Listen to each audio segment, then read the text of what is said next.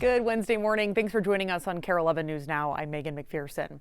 Developing this morning, the weather outside is frightful. You are waking up to some snow across the metro, and with those colder temperatures settling in, roads are not doing well. But the rough conditions won't last long with warmer temperatures moving in this afternoon.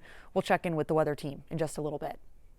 The Pentagon now says roughly 140 U.S. service members have been wounded since the start of the Trump administration's strikes against Iran, as many Democrats are calling for public hearings about the goals and scope of the war. NBC's Alice Barr has the latest from Washington.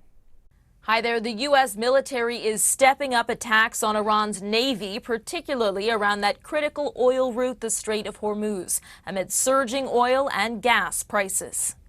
This morning, the toll of war with Iran coming into clearer focus, as the Pentagon says about 140 American service members have been wounded, more than 100 already back on duty, but 8 remain severely injured. 7 have been killed.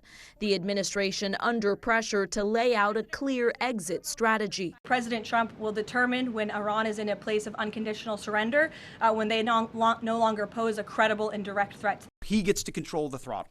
He's the one deciding. The U.S. military zeroing in on Iran's Navy, posting this video and saying it eliminated 16 Iranian vessels used to lay mines near the critical Strait of Hormuz that's been choked off through the fighting, blocking about 20% of the world's oil from passing through and sending oil and gas prices shooting up.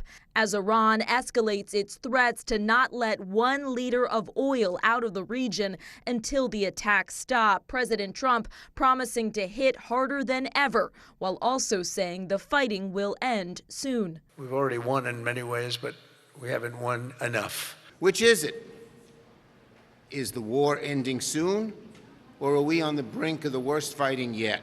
And now, podcaster Joe Rogan, one of the president's most influential backers, publicly questioning his justification for war. He ran on no more wars and these stupid, senseless wars, and then we have one that we can't even really clearly define why we did it. The administration adamant it's achieving the goals of wiping out Iran's missile capabilities and Navy, as the Pentagon says it struck more than 5,000 targets.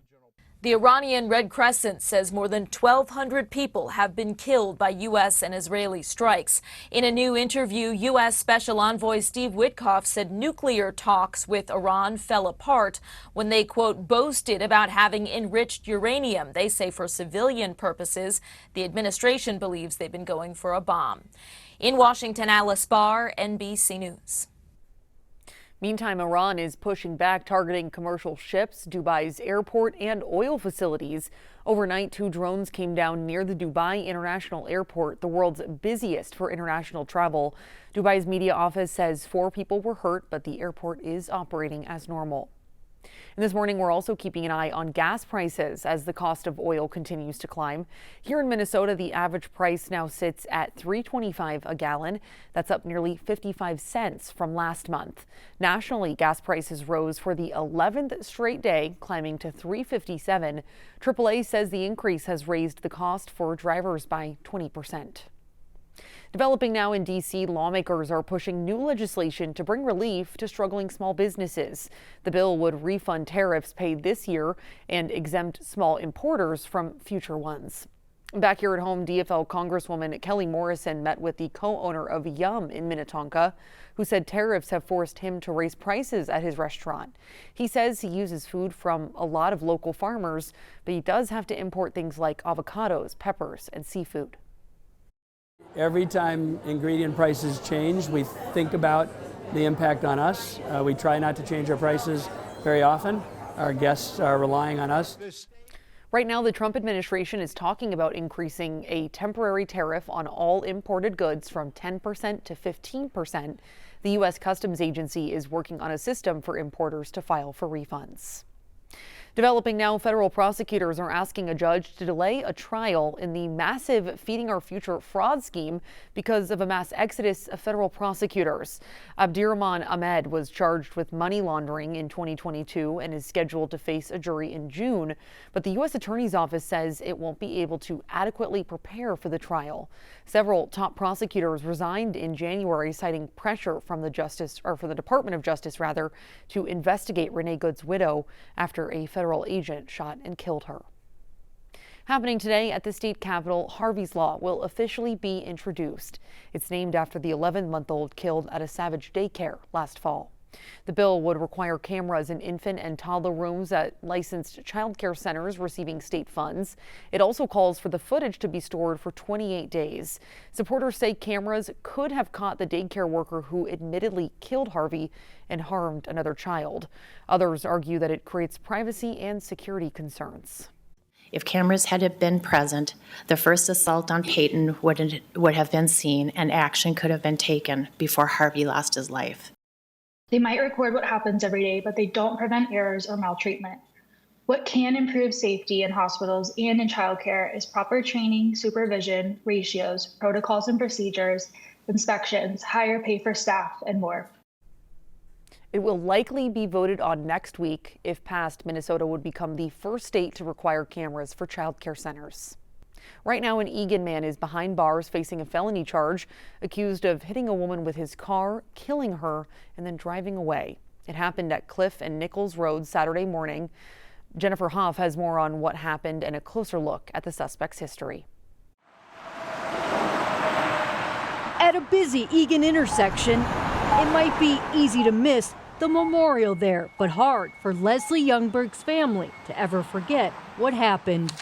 A new criminal complaint says Rolando Miranda Martinez was driving at Cliff and Nichols Road Saturday when at 2 a.m. he hit Youngberg, did not stop, and continued to drive, police finding the 40-year-old mother lying face down and unresponsive. Officers pieced together car parts left behind and surveillance video tracking Miranda Martinez to his house, arresting him just 10 hours later when they say they saw him grab a backpack from his car and get into an Uber. The complaint also saying Miranda Martinez later admitted to being at the scene and that he hit something on his way home from a Minneapolis bar but denied drinking. His criminal history showing he has 3 prior DWI convictions dating back to 2012. As for Youngberg, her family now forced to write an obituary, remembering her as a devoted daycare teacher who loved her own children and animals. A person they say will be missed, making sure her memory, though, is here to stay. In Eagan, Jennifer Hoff, Kare 11 News.